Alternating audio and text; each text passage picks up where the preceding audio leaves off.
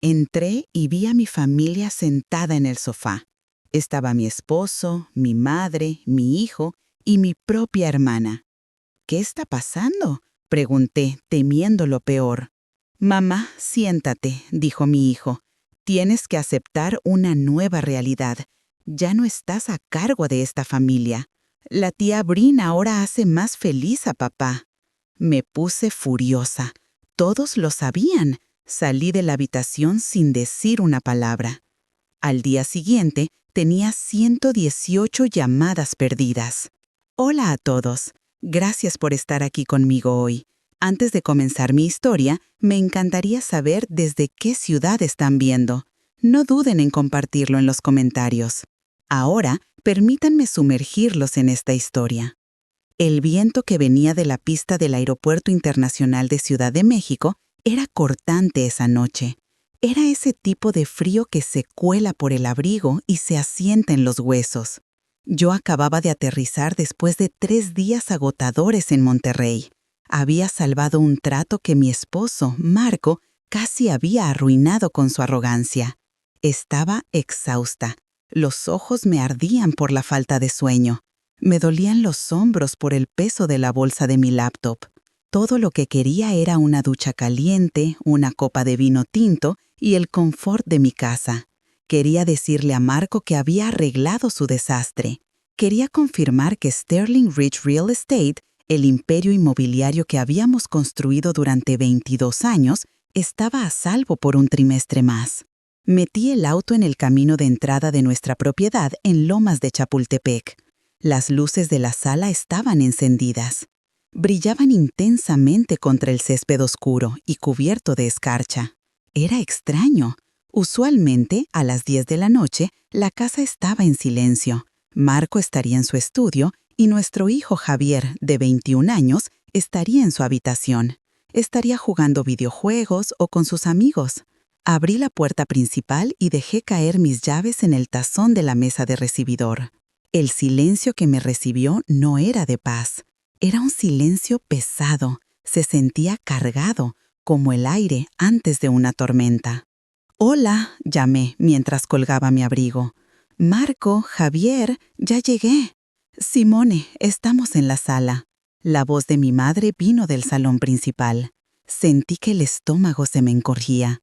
Mi madre, Carmen, vivía a 40 minutos. ¿Qué estaba haciendo aquí un martes por la noche? Un pánico repentino me invadió. ¿Le había pasado algo a mi hermana Brin? ¿Alguien estaba enfermo?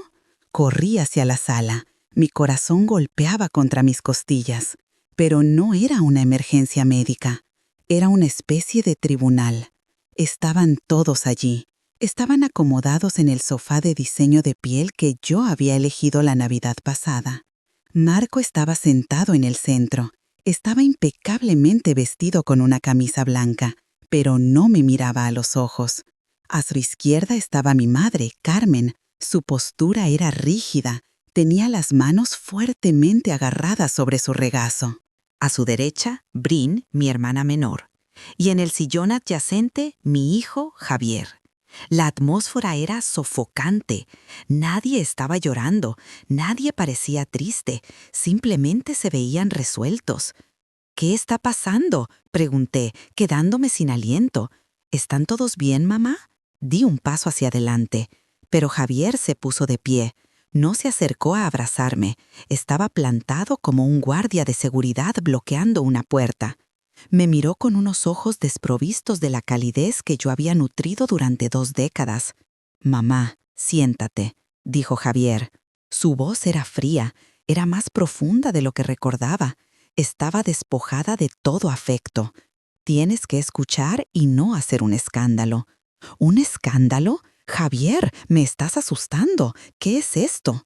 «Tienes que aceptar una nueva realidad», continuó él, recitando palabras que sonaban ensayadas. «Ya no estás a cargo de esta familia». Miré a Marco. «Marco, ¿por qué no dices nada?». Marco finalmente levantó la vista. Su rostro apuesto, el rostro que había sido la imagen pública de nuestra empresa durante años, se torció en una mueca de lástima mezclada con molestia. «Se acabó, Simone. La farsa terminó». «¿Qué farsa?».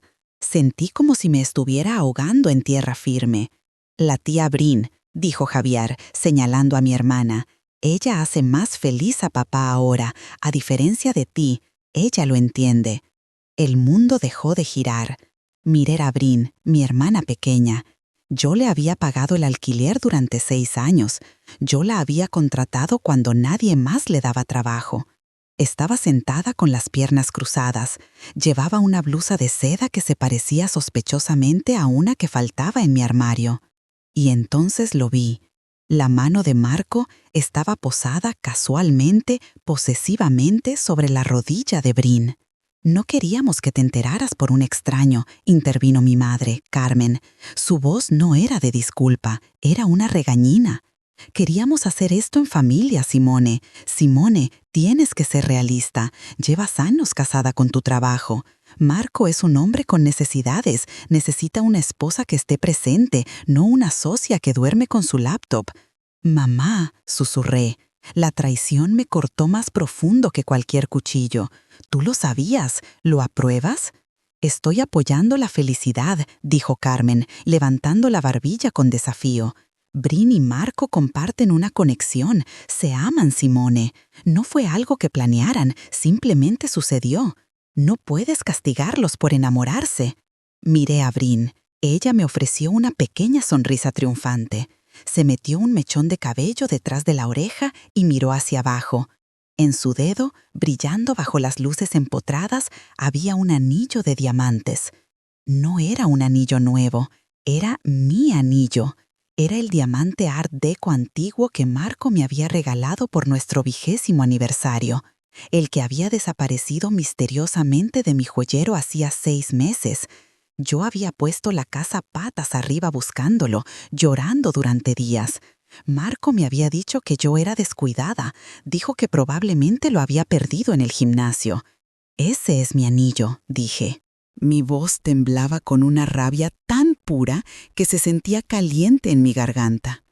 «Se le ve mejor a ella», dijo Marco con un encogimiento de hombros. «Contigo era un desperdicio. De todas formas, nunca usas joyas».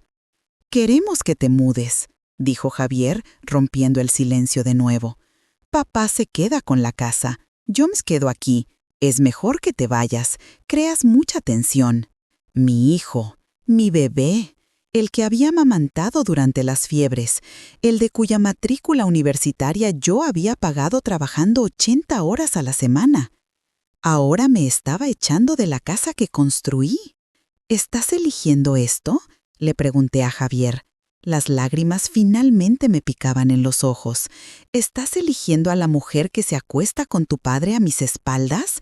Es tu tía, Javier. «Ya no es solo mi tía», escupió Javier. «Es la única que realmente me escucha. Tú solo me lanzas dinero y me dices que estudie. Papá y Brin me tratan como a un adulto». Los miré a los 4. Mi esposo, mi hermana, mi madre, mi hijo. Los 4 pilares de mi vida. Y cada uno de ellos estaba podrido. No solo me estaban rompiendo el corazón, estaban desmantelando mi existencia con una crueldad que me dejó sin aliento. Sentí una ola de náuseas, pero me la tragué. No les daría la satisfacción de verme colapsar. No gritaría, no suplicaría. Enderecé la espalda, miré a Marco. Clavé mis ojos en los suyos hasta que él hizo una mueca y desvió la mirada. «¿Crees que has ganado?», dije. Mi voz era tranquila, pero mortalmente firme. ¿Crees que puedes reescribir la historia solo porque estás aburrido y eres egoísta? «No hagas un escándalo, Simón», dijo Brin. Su voz era empalagosamente dulce. «Seamos maduros con este divorcio». «¿Divorcio?», solté una risa corta y seca. «Oh, no tienes idea de lo que se te viene encima». «No nos amenaces», espetó Marco, recuperando su arrogancia. «Ya hablé con los abogados. Estás fuera. El acuerdo prenupcial, los estatutos de la empresa. Tengo todo cubierto. Sal por esa puerta, Simón. Si te quedas, haré que seguridad te saque de mi propiedad». «¿Tu propiedad?», miré alrededor de la habitación. «Yo elegí cada azulejo de esta casa. Yo pagué cada ladrillo». «Y ahora estás invadiendo», dijo Javier. Ese fue el quiebre final. Miré a mi hijo por última vez. Memorizaba el rostro del extraño en el que se había convertido. «De acuerdo», dije. Me di la vuelta. No tomé mi abrigo del perchero. No recogí mis llaves del tazón. Tenía mi juego de repuesto en el bolsillo. Caminé hacia la puerta. «¿A dónde vas?», gritó Carmen. Había una ansiedad repentina en su voz. «Simón, tenemos que discutir el acuerdo. Marco tiene una oferta generosa si firmas esta noche». No respondí. Abrí la pesada puerta de roble y salí a la noche helada. El viento golpeó mi rostro, secando las lágrimas antes de que pudieran caer. Me metí en mi coche. El motor cobró vida en el silencio del camino de entrada. Mientras salía de reversa, los vi a través de la ventana. Ya estaban sirviendo champaña. Estaban celebrando mi eliminación. Conduje hacia la oscuridad. Agarraba el volante con tanta fuerza que mis nudillos se pusieron blancos. No sabía a dónde iba, pero sabía una cosa con certeza. La Simone que ellos conocían, la tapete, la proveedora, la que todo lo arreglaba, había muerto en esa sala. Y la mujer que se alejaba conduciendo era alguien a quien debían temer mucho. Si estás escuchando esto y estás tan furiosa como yo en ese momento, por favor, dale like y comenta con el número 1. Déjame saber que estás conmigo. Tu apoyo me dice que no estoy sola en esta lucha. Comenta un 1 ahora. Créeme, lo que hicieron después hace que esta traición parezca solo el calentamiento. Conduje durante 1 hora. Las luces de la ciudad se difuminaban en rayas rojas y doradas a través de mi parabrisas. Mi mente era una tormenta caótica de imágenes. La sonrisa burlona de Brin, el anillo en su dedo, la mirada fría de Javier. Pero bajo el shock, un instinto primario se estaba activando, la supervivencia. Necesitaba gasolina. La luz de combustible bajo había estado parpadeando desde que salí del aeropuerto. Había estado demasiado ansiosa por llegar a casa para detenerme. Ahora, en un tramo desolado de la I-285, me detuve en una gasolinera abierta 24 horas. Me temblaban las manos al salir al frío amargo. Deslicé mi tarjeta de crédito Platino, la vinculada a nuestra cuenta conjunta, la que usaba para todo, desde comprar el súper hasta cenas de negocios. La deslicé en la bomba. Procesando. La pantalla parpadeó. Luego, en letras rojas, denegada, favor de ver al encargado. Fruncí el ceño. Era imposible. El límite de crédito de esa tarjeta era de 50.000 euros y yo había pagado el saldo completo hacía 3 días. Lo intenté de nuevo. Denegada. Un nudo frío se formó en mi estómago. Era más pesado que la traición que acababa de presenciar. Busqué en mi bolso. Saqué mi tarjeta de débito personal, la vinculada a mi cuenta de cheques donde se depositaba mi salario. Entré a la estación. El empleado, un adolescente aburrido con audífonos alrededor del cuello, ni siquiera levantó la vista. Puse una botella de agua y un paquete de chicles en el mostrador. Deslicé la tarjeta de débito. «No pasa», masculló, masticando su chicle. «Intenta de nuevo», dije. Mi voz era tensa. «Hay dinero ahí». Suspiró y la deslizó una vez más. «Denegada, señora. Fondos insuficientes o tarjeta bloqueada. ¿Trae efectivo?» Me quedé allí paralizada bajo las duras luces fluorescentes. Mi aplicación bancaria. Tenía que revisar mi app. Mis dedos torpes tecleaban en mi teléfono mientras iniciaba sesión. Acceso denegado. Falla en autentificación de usuario. Favor de contactar a su sucursal. Probé la cuenta de la empresa. Acceso denegado. Probé la cuenta de ahorros conjunta. Acceso denegado. Marco no solo me había echado de la casa, había ejecutado un interruptor de anulación financiera. Él había estado planeando esto. Uno no bloquea instantáneamente a un copropietario de cuentas comerciales y personales. Él había estado preparando el terreno con el banco días antes. Había alegado fraude o cambiado privilegios administrativos con anticipación. Me quería indigente, me quería varada en medio de la noche sin recursos. Así yo regresaría arrastrándome y firmaría esa oferta generosa que Carmen había mencionado. Hurgué en mi bolso, pasé el plástico inútil, bajé hasta el pequeño bolsillo con cremallera en el fondo. Encontré 3 billetes de 20 euros arrugados y un puñado de cambio. 60 euros. Ese era mi patrimonio neto en ese momento. Pagué 20 euros de gasolina y el agua con el efectivo. Regresé a mi coche temblando, no solo por el frío, sino por la aterradora comprensión de mi vulnerabilidad. No podía ir a un hotel, no tenía tarjeta de crédito para el depósito, no podía ir a casa de mi madre, no podía ir a casa de Brin. Conduje hasta que encontré un motel de carretera. Tenía un letrero de neón parpadeante que decía vacante. Era uno de esos lugares donde los camioneros duermen unas horas, el tipo de lugar donde las sábanas huelen a humo rancio y arrepentimiento. Prepago, dijo el gerente nocturno a través de un cristal reforzado, 50 euros por la noche. Le entregué 50 de mis 60 euros restantes. Deslizó una llave por la bandeja. Habitación 12. La habitación estaba helada. El calentador vibraba y escupía aire con olor a polvo quemado. Me senté en el borde del colchón hundido. Seguía con mi costoso traje de negocios. Mi abrigo estaba bien ajustado a mi alrededor. Miré mi teléfono. La pantalla estaba iluminada con notificaciones.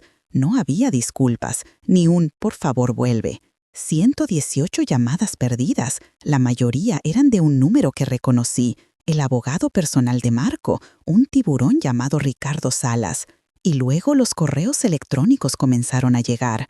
Asunto, acuerdo de disolución matrimonial. Asunto, acuerdo de no divulgación urgente requerido. Asunto, aviso de terminación Sterling Rich Real Estate. Abrí el aviso de terminación primero. Era un PDF adjunto a un correo electrónico del director de recursos humanos. Una mujer a la que yo había contratado. Una mujer a la que yo había sido mentora. Estimada Fuentes, decía, con efecto inmediato, su puesto como directora de operaciones ha sido rescindido por causa justificada. Alegaciones de espionaje corporativo y negligencia grave. Me reí. Fue un sonido áspero y seco en la habitación vacía. ¿Espionaje? ¿Negligencia? Yo era la que se quedaba hasta las 3 de la mañana auditando los libros. Yo era la que conocía cada ley de zonificación del municipio. Marco ni siquiera sabía cómo convertir un PDF sin pedirme ayuda. Y luego llegó un mensaje de texto. Era de Javier. Mi pulgar se cernió sobre la pantalla. Una pequeña parte tonta de mí esperaba que se hubiera escapado, que estuviera arrepentido. Mamá, no lo hagas más difícil. Papá dice que cortará mi matrícula y mi fondo fiduciario si peleas el divorcio. Me ha prometido el puesto de vicepresidente el próximo año si me quedo con él. Siempre me dijiste que fuera ambicioso. Solo estoy haciendo lo que me enseñaste. Por favor, entiende. Dejé caer el teléfono en la cama como si quemara. Ese fue el borrón final. Marco no solo me había quitado mi dinero y mi trabajo, había comprado el alma de mi hijo. Había usado la riqueza que yo ayudé a construir para sobornar a mi propio hijo en mi contra. Me acurruqué en la sucia colcha. Las rodillas estaban pegadas a mi pecho. Las lágrimas finalmente llegaron, calientes y rápidas. Lloré por el bebé al que le leí cuentos antes de dormir. Lloré por la hermana que protegí en el patio de recreo. Lloré por el esposo en el que creí cuando no era más que una sonrisa en un traje barato. Pero a medida que la noche avanzaba y las lágrimas se secaban en costras saladas en mis mejillas, algo más comenzó a sentarse en mi pecho. Era frío y pesado, como una piedra. Pensaron que me habían borrado. Pensaron que al quitarme mis tarjetas de crédito y contraseñas, me habían quitado mi poder. Olvidaron una cosa. Olvidaron quién construyó el castillo en el que estaban sentados. Olvidaron quién diseñó los sistemas de seguridad, quién redactó los contratos y quién sabía dónde estaban enterrados los secretos. Marco pensó que Sterling Rich Real Estate funcionaba con su encanto. Estaba a punto de aprender que funcionaba con mi cerebro. Y aunque pudo haber robado las llaves de la puerta principal, olvidó que el arquitecto siempre deja una puerta trasera. Me quedé mirando la mancha de agua en el techo, esperando que saliera el sol. Ya no era Simón, la esposa. Ya no era Simón, la madre. Yo era Simón, la arquitecta. Y estaba a punto de derribar toda la casa. Dormir era imposible en ese cuarto de motel. El ruido del tráfico de la carretera era un zumbido constante, pero era el ruido en mi cabeza lo que me mantenía despierta. Recuerdos agudos y dentados se reproducían en bucle. Para entender por qué estaba tirada en un colchón asqueroso con 10 euros en mi bolsillo, tenía que retroceder. Tenía que mirar los cimientos de mi vida y darme cuenta de que habían estado agrietados desde el principio. Crecí en un pueblo pequeño en Guanajuato. Yo era la mayor de 2 hijas. Mi padre murió cuando yo tenía 7 años. Dejó a mi madre, Carmen, para criarnos sola. Su muerte rompió algo en ella. O quizás solo reveló quién era realmente. Ella era una mujer que necesitaba ser adorada. Necesitaba ser el centro de atención. Y proyectó esa necesidad en sus hijas. O más bien, en una de ellas. Brin nació hermosa, incluso de bebé. Tenía rizos dorados y grandes ojos azules que hacían que los extraños se detuvieran en la calle. Yo era simple, cabello castaño, ojos serios, fuerte. Yo era la responsable. Brin era la princesa. Recuerdo el día en que cumplí 18 años. Acababa de recibir mi carta de aceptación para la Escuela de Negocios Wharton con una beca parcial. Era mi boleto de salida. Había tenido 3 trabajos de medio tiempo durante toda la preparatoria. Daba tutorías, era mesera, acomodaba libros en la biblioteca. Todo para ahorrar para el resto de la matrícula. Corrí a la cocina agitando la carta. «¡Mamá, entré!». Carmen estaba en la mesa pintando las uñas de Brin. Brin tenía 12 años entonces. Ya era exigente y quejumbrosa. «¡Qué bien, Simón!», dijo mi madre sin levantar la vista. «Pero baja la voz. A Brin le duele la cabeza». «Pero mamá, es Wharton. Es una licenciatura en negocios». Carmen suspiró. Finalmente me miró. Sus ojos no estaban llenos de orgullo. Eran calculadores. «Simón, cariño, tenemos que hablar sobre ese dinero que has ahorrado». «Mi fondo universitario». «Bueno, han descubierto a Brin. Hay un concurso de modelaje en Miami el próximo mes. Podría ser su gran oportunidad.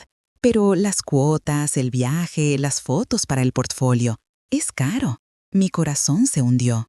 «Mamá, ese es mi dinero para la matrícula. Me lo gané». «¡Qué egoísta eres, Simón!», intervino Brin, soplando sus uñas mojadas. «No quieres que sea famosa. Te compraré un coche cuando sea rica». «Simón», dijo mi madre. Su voz tomó ese tono, el que mezclaba culpa con una orden. «Tú eres la fuerte. Eres inteligente. Siempre puedes encontrar una manera. Puedes trabajar otro año, ir a clases nocturnas. Pero, Brin, ella es delicada. Este es su sueño. No querrás destrozar el sueño de tu hermana, ¿verdad? Las familias se sacrifican unas por otras». Les di el dinero. Por supuesto que lo hice. Había sido condicionada durante 18 años a creer que mi valor radicaba únicamente en lo que podía proveerles. Yo era la burra de carga, la mula, la que arreglaba todo. Brin era la niña de oro, la estrella, la que merecía brillar. Brin fue a Miami. No la contrataron. Gastó el dinero en ropa y parques temáticos. Pasé el año siguiente trabajando doble turno en un restaurante para recuperar el dinero. Comencé la universidad un año tarde. Estaba exhausta, pero determinada.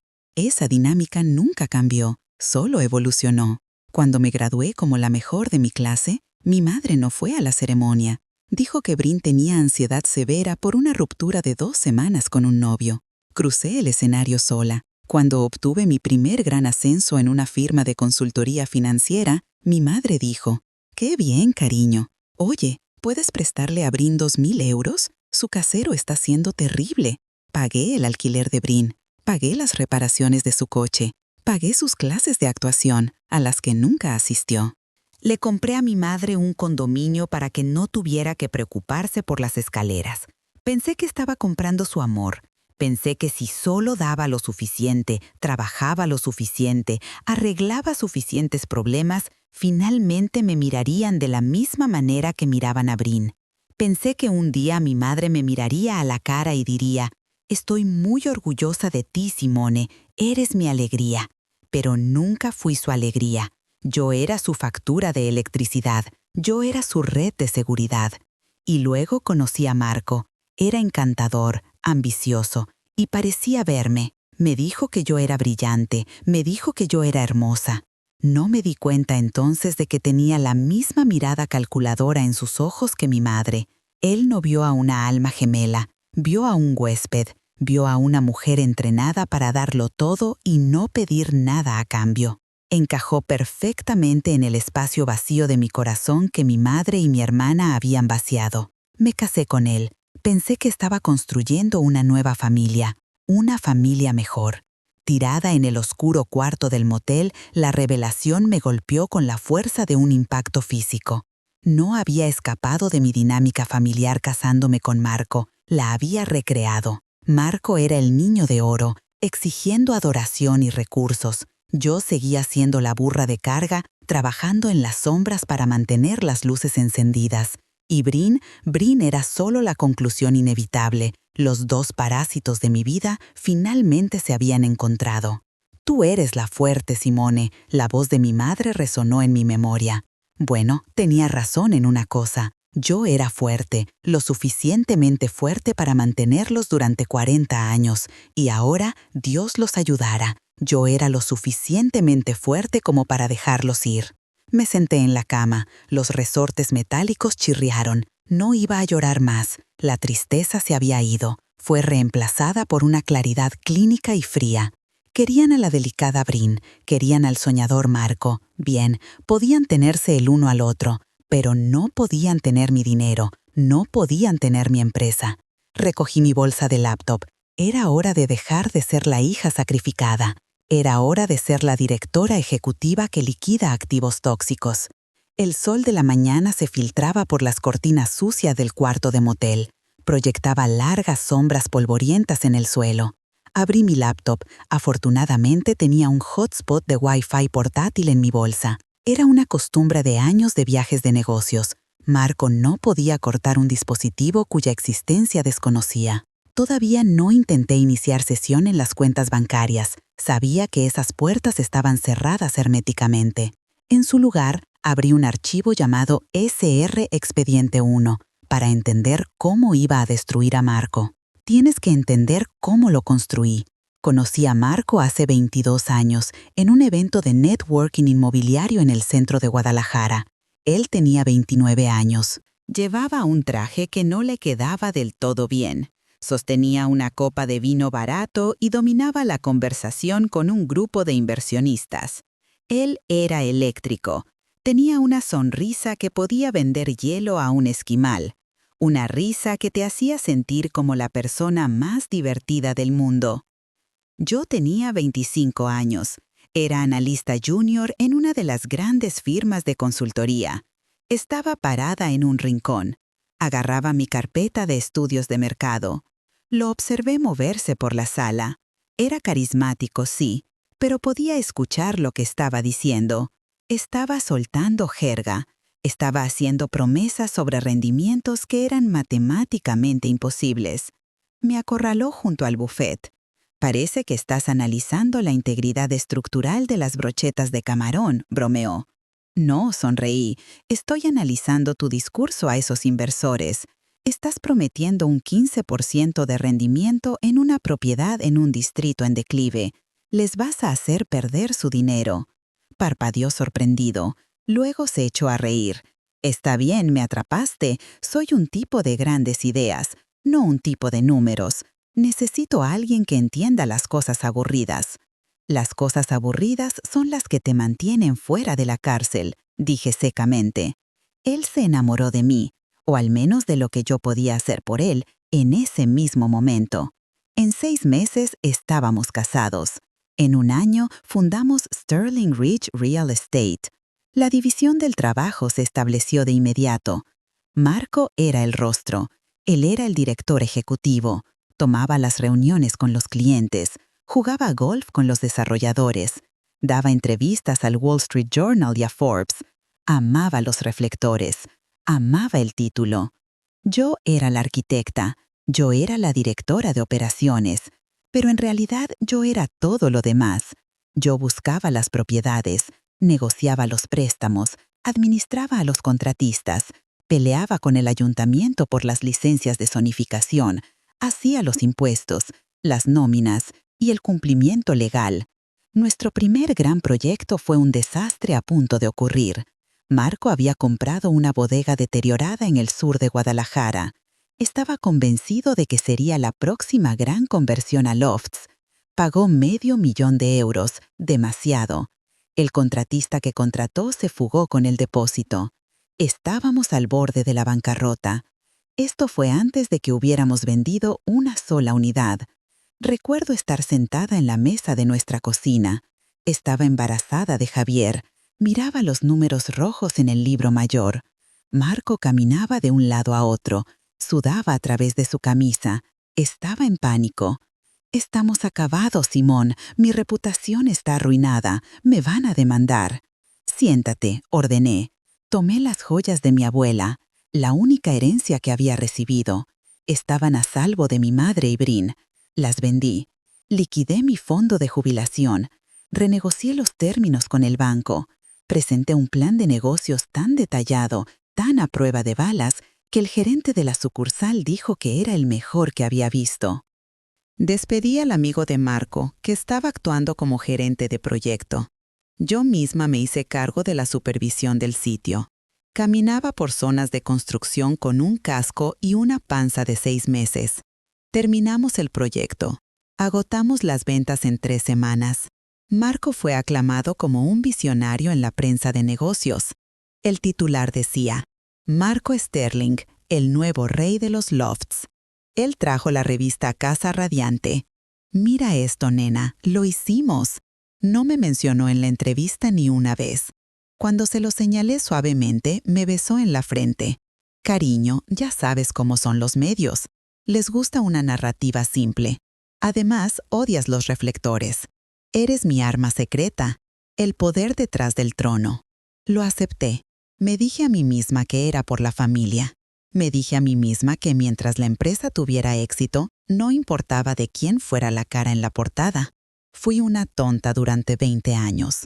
Construí el escenario, puse las luces, escribí el guión. Marco simplemente salió y se llevó los aplausos. La empresa creció. Nos expandimos a propiedades comerciales, condominios de lujo, desarrollos de uso mixto.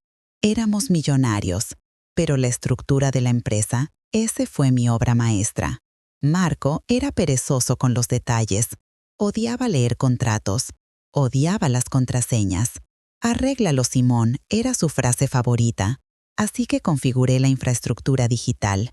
Creé la intrincada red de sociedades de responsabilidad limitada SRL para limitar la responsabilidad. Configuré las transferencias bancarias automatizadas. Y debido a que Marco era paranoico con que los empleados le robaran, él insistió en un servidor interno localizado y altamente encriptado para nuestros datos financieros más sensibles.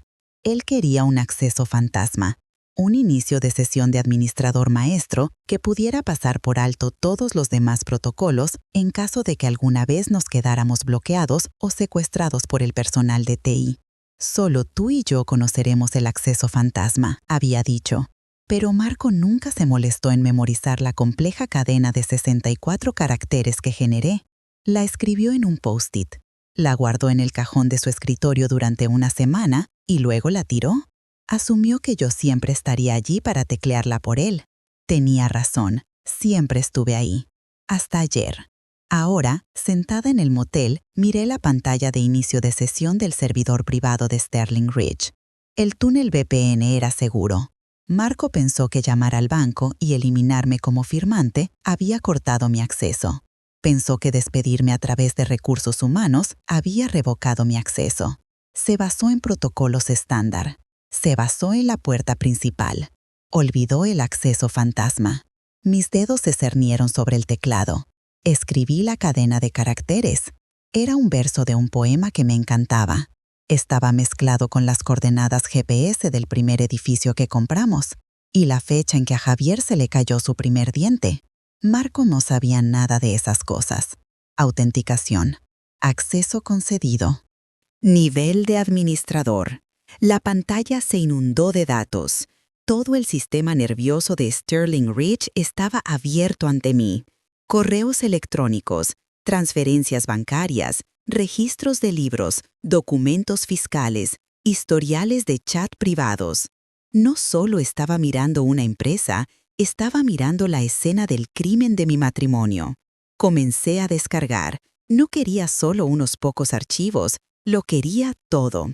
Cada correo electrónico que Marco había enviado en los últimos 5 años, cada informe de gastos, cada transferencia a las Islas Caimán o Suiza. Y fue entonces cuando lo vi. Una carpeta etiquetada Proyecto B. No era un proyecto de construcción. La B era por Brin. Abrí la carpeta. La sangre se me heló en las venas. Esto no era solo una aventura. Esto era malversación de fondos a gran escala. Fechas, cantidades, recibos. 12 de enero, transferencia de 50.000 euros a Brin Consulting SRL, el apellido de soltera de Brin. 14 de febrero, 12.000 euros en Tiffany & Co. 1 de marzo, 4.500 euros para el alquiler mensual de una suite de lujo en el St. Regis. Había estado manteniendo a Brin como concubina con dinero de la empresa durante 3 años. Pero la cosa iba aún más profunda. Vi transferencias a una empresa fantasma que no reconocí, Grupo de Inversiones Orión. La firmante de Orión no era Marco, era Brin. Y los activos que se transferían a Orión no eran solo efectivo, eran escrituras.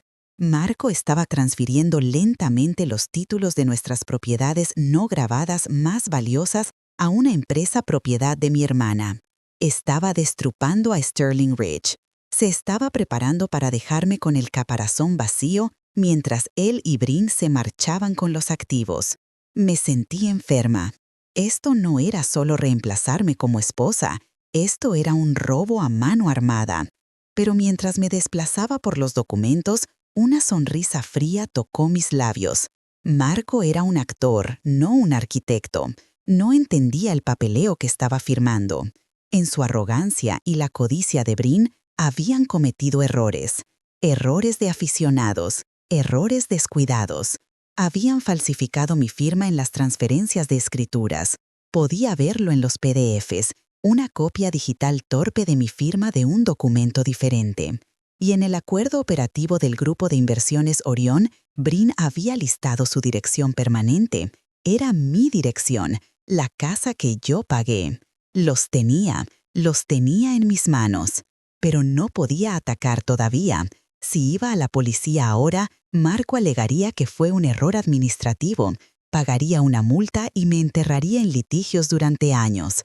Él tenía el dinero para abogados caros, yo tenía 10 euros. No necesitaba dejarlos ahorcarse, necesitaba que se sintieran seguros, necesitaba que pensaran que yo estaba derrotada, arruinada y escondida en un agujero. Cerré la laptop. Tenía los planos para su destrucción. Ahora solo necesitaba construir la trampa. La evidencia digital del Proyecto B ardía en mi mente. Me obligó a recordar exactamente cómo Brin había infiltrado mi santuario. Comenzó hace 5 años. Fue una época en la que Sterling Ridge Real Estate estaba en auge y mi guardia estaba baja. Brin acababa de pasar por su tercer divorcio. Su exesposo, un mecánico decente llamado David, la dejó porque ella se negaba a trabajar. Gastaba su salario en bolsos de diseñador que no podía pagar. Ella apareció en mi puerta con 2 maletas. Tenía una historia llorosa que habría ganado un Oscar. Fue abusivo, Simón, lloró, arrojándose a mis brazos. Más tarde supe que abusivo significaba que le había cortado la tarjeta de crédito. No tengo a dónde ir. Mamá dijo que me ayudarías. Carmen me llamó 10 minutos después. Simón, tienes esa casa grande con todos esos cuartos de invitados vacíos. Deja que tu hermana se quede unas semanas. Solo necesita recuperarse. La familia ayuda a la familia. Acepté. Siempre aceptaba. Una semana se convirtió en 6 meses. Brin pasaba sus días junto a mi alberca, bebía mi vino y criticaba a mis jardineros. Marco en ese momento parecía molesto por su presencia. «Es una sanguijuela, Simón», se quejó. «Trata nuestra casa como un hotel». La defendí. Está de duelo, Marco, dale tiempo. Luego vino la petición. Necesito un trabajo, anunció Brin una noche en la cena. Estoy aburrida, quiero trabajar para ustedes. Casi me ahogo. Brin, manejamos una firma de bienes raíces comerciales. Es alta presión. ¿Qué habilidades tienes para esto? Soy buena con la gente, insistió. Puedo ser, no sé, relaciones con clientes. Puedo organizar las fiestas. Puedo hablar con los inversores. Ustedes dos son tan serios. Necesitan a alguien divertido. No, dije. Fue una de las pocas veces que me puse firme. Pero Carmen intervino. Condujo 40 minutos para tomar café conmigo. Simón, esta es la oportunidad de Brin para ser responsable. Si no le das un trabajo, fracasará. ¿Quieres que viva en tu sofá para siempre? Dale un salario, deja que se mude. Marco piensa que es una buena idea, añadió suavemente. ¿Parpadeé? ¿Marco? Hablé con él. Carmen dijo que él cree que Brin podría ayudar a suavizar la imagen de la empresa. Ya sabes, tú puedes ser un poco intensa, cariño. Confronté a Marco. ¿Quieres contratar a Brin? Marco se encogió de hombros, ajustándose la corbata. Tu madre tiene razón. Necesitamos a alguien que maneje el lado social, las galas, los eventos de caridad. Tú odias esas cosas. Déjala que lo haga. Págale un salario de asistente. Sácala de la casa. Todos ganamos.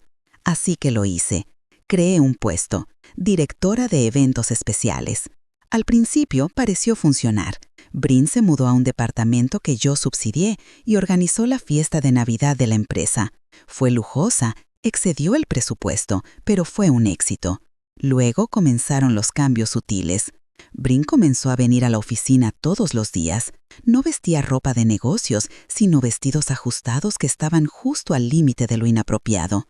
Pasaba horas en la oficina de Marco discutiendo la logística de eventos. Yo pasaba y los oía reír. Cada vez que entraba en la habitación, se detenían. ¿Qué es tan gracioso?, preguntaba, sintiendo un escalofrío de inquietud. Solo un chiste sobre un cliente, decía Brin, sonriendo con esa sonrisa sacarina. ¿Tú no lo entenderías, Simón? Es una broma interna.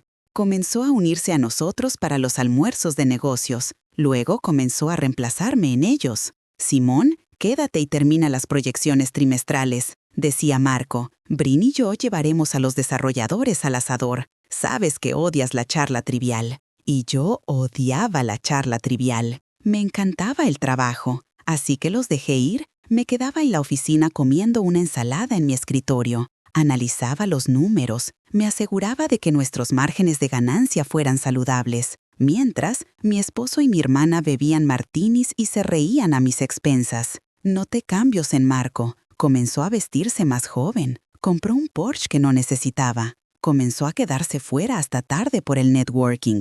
Cuando expresé mi preocupación, Carmen me hizo gaslighting hasta el infinito. ¿Estás siendo paranoica, Simón?, me regañó. Deberías alegrarte de que Marco y Brin se lleven bien. La mayoría de los hombres odian a sus cuñadas. Es una bendición. No lo arruines con tus celos. Está por debajo de ti. ¿Celos? Ella me hizo sentir como una arpía loca e insegura. Ahora, mirando la carpeta del proyecto B en mi laptop, vi la realidad. Las cenas de networking eran citas. Los viajes de negocios a Cancún eran vacaciones. Y los honorarios de consultoría pagados a Brin eran en realidad su mesada por ser su amante. La serpiente no se había deslizado en el pasto sin más. Yo había abierto la puerta, la había invitado a entrar y le había dado leche tibia. Y la peor parte, mi madre había sostenido la puerta abierta. Carmen había orquestado esto, había empujado a Brin hacia Marco. Sabía exactamente de lo que Brin era capaz.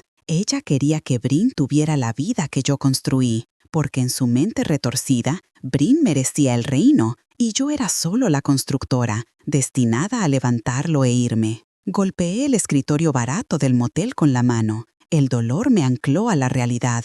De acuerdo, susurré a la habitación vacía. ¿Quieren jugar el juego de lo divertido y responsable? Veamos qué tan divertido es cuando el arquitecto quita el muro de carga. Pasé las siguientes 6 horas en un trance de contabilidad forense. El acceso fantasma me dio todo, pero tenía que tener cuidado. Si hacía algún cambio, si alteraba algún archivo, Los registros del sistema podían alertar al director de TI, un hombre llamado Esteban. Solía ser leal a mí, pero ahora sin duda respondía a Marco. Así que me convertí en un fantasma. Copié, descargué, tomé capturas de pantalla, rastré el flujo de dinero. Era peor de lo que pensaba. Pasé las siguientes 6 horas en un trance de contabilidad forense. El acceso fantasma me dio todo, pero tenía que tener cuidado. Si hacía algún cambio, si alteraba algún archivo, los registros del sistema podían alertar al director de TI, un hombre llamado Esteban. Solía ser leal a mí, pero ahora sin duda respondía a Marco. Así que me convertí en un fantasma. Copié, descargué, tomé capturas de pantalla, rastré el flujo de dinero. Era peor de lo que pensaba. Sterling Ridge Real Estate estaba perdiendo dinero a raudales para financiar el estilo de vida de ellos y las transferencias a la empresa fantasma de Brin. Marco había dejado de pagar a los proveedores. Llevábamos 3 meses de retraso en los pagos a las cuadrillas de construcción para el nuevo rascacielos en el distrito financiero. Estábamos en default con los intereses de 2 préstamos importantes. Marco le estaba robando a un santo para pagarle a Brin. Mi empresa, el trabajo de mi vida, era un castillo de naipes. Si los acreedores se enteraban, estaríamos insolventes en 30 días. Pero entonces encontré algo que me hizo sentarme de golpe. Era una cadena de correos electrónicos entre Marco y un investigador privado llamado Investigaciones Salas. La fecha era de hace 2 años. Asunto: vigilancia. Objetivo S. Fuentes: Marco, necesito trapos sucios, lo que sea, infidelidad, abuso de sustancias, inestabilidad mental. Necesito motivos para anular el prenupcial. Salas: señor Sterling, la seguimos durante 6 meses. Va al trabajo, va al supermercado, va a casa de su madre. Trabaja hasta tarde. No hay nada sucio. La mujer es una santa. Marco, busca mejor o inventa algo. No puedo permitirme darle la mitad. Dejé de respirar. 2 años. Había estado planeando deshacerse de mí durante 2 años, pero no podía encontrar una manera de hacerlo sin perder dinero. Y luego un correo electrónico más reciente, fechado hace una semana. Marco, olvídate de los trapos sucios. Vamos con el ángulo del colapso mental. Su familia testificará. Su madre y su hermana están de acuerdo. Reclamaremos que está sobrecargada, paranoica, no apta para liderar. Forzaremos una moción de censura en la reunión de la Junta. Una vez que esté fuera, activamos la cláusula de compra al valor más bajo. Carmen, puedo testificar que ha estado errática últimamente, muy emocional. Estoy preocupada por ella, Marco. Tenemos que hacerlo mejor para la empresa. Me quedé mirando la pantalla. Las lágrimas de rabia me nublaban la visión. Mi madre, mi propia madre, estaba conspirando para que me declararan mentalmente inestable. Así su niña de oro podría robar a mi esposo y mi dinero. ¿Quieres errática?, murmuré. Te voy a mostrar lo que es errático. Cavé más profundo. Necesitaba influencia. La evidencia de fraude era buena, pero tomaría tiempo probarla en la corte. Necesitaba algo inmediato, algo que aterrorizara a Marco. Lo encontré en las declaraciones de impuestos. El año pasado, para asegurar un préstamo masivo de una firma de capital privado, Marco había inflado las tasas de ocupación de nuestras propiedades comerciales, había falsificado contratos de arrendamiento, había falsificado físicamente las firmas de inquilinos que no existían. Esto no era solo fraude civil, esto era fraude bancario, esto era un delito federal con pena de prisión. Y los documentos del préstamo estaban firmados por Marco Sterling, director ejecutivo. Mi firma no estaba en ellos. Yo había estado fuera de la ciudad para el funeral de mi tía esa semana, un funeral que Brin se saltó. Marco había dicho que él se encargaría del papeleo. Había firmado su propia sentencia de muerte y ni siquiera lo sabía. Copié los documentos del préstamo, copié los arrendamientos falsos, construí un expediente que era una bomba nuclear. Miré el reloj. Eran las 2 de la tarde. Llevaba 12 horas trabajando sin parar. Estaba hambrienta. No me había lavado. Funcionaba a base de adrenalina. Necesitaba un teléfono desechable. No podía usar mi celular. Probablemente lo estaban rastreando o estaban extrayendo los registros. Caminé a una tienda de conveniencia al otro lado de la calle. Compré un teléfono prepago barato con efectivo. De vuelta en el cuarto, me senté en la cama. Miré el nuevo teléfono. ¿A quién podía llamar? ¿A mis amigos? La mayoría eran amigos de pareja compartidos con Marco. Probablemente se pondrían del lado del encantador Marco o se mantendrían neutrales. Mi familia, obviamente no. Mis empleados, demasiado arriesgado.